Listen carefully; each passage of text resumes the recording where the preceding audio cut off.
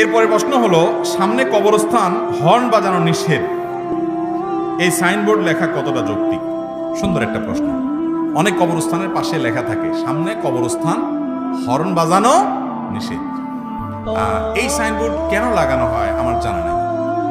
কবরস্থানে যারা শায়িত আছেন ওনাদের কি হর্ন বাজালে ঘুমের ডিস্টার্ব হবে এরকম কিছু তো না। তাহলে সেখানে হর্ন বাজানো নিষেধ হবে কেন? হ্যাঁ, হর্ন এটা প্রয়োজন ছাড়া প্যাঁপো করে অযথা বাজানোটা এমনি নিষেধ। কবরস্থানে নিষেধ হবে কেন? বরং কবরস্থানে কেউ নাই, ওখানে আপনি বাজাইলেন পদচারীর জন্য, যেখানে স্কুল আছে, মাদ্রাসা আছে, মসজিদ আছে, দিনী প্রতিষ্ঠান আছে, বা মানুষের ডিস্টার্ব হয়, সেই জায়গাতে হর্ন বাজাইলেন না, সেটা লেখাটা যৌক্তিক। কিন্তু কবরস্থানে আছে সেজন্য হর্ন বাজাবেন না। আমরা মনে করি অনেকে যে কবরস্থান আছে এখানে হর্ন বাজাইলে কবরবাসীদের ডিস্টার্ব হবে, ক্ষতি হবে। এগুলো আমাদের নিজস্ব বিশ্বাস।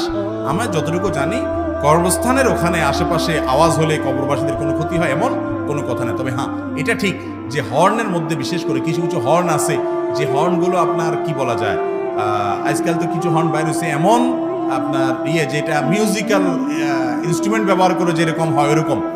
এরকম যদি হয়, বা আপনার কবরস্থানের প্রতি একটা শ্রদ্ধা থাকবে, একটা রহব থাকবে, আপনি সেটা দেখে মৃত্যুর কথা স্মরণ হবে, সেরকম দায়িত্বশীল এবং শ্রদ্ধাপূর্ণ আচরণ আপনার থাকা উচিত। কিন্তু তাই বলে কবরস্থান আশেপাশে লোক যাচ্ছে, হর্ন বাজাইলে তাদেরকে সরাইলেন, এতে কোনো গুনাহ হবে, ব্যাপারটা সেরকম না।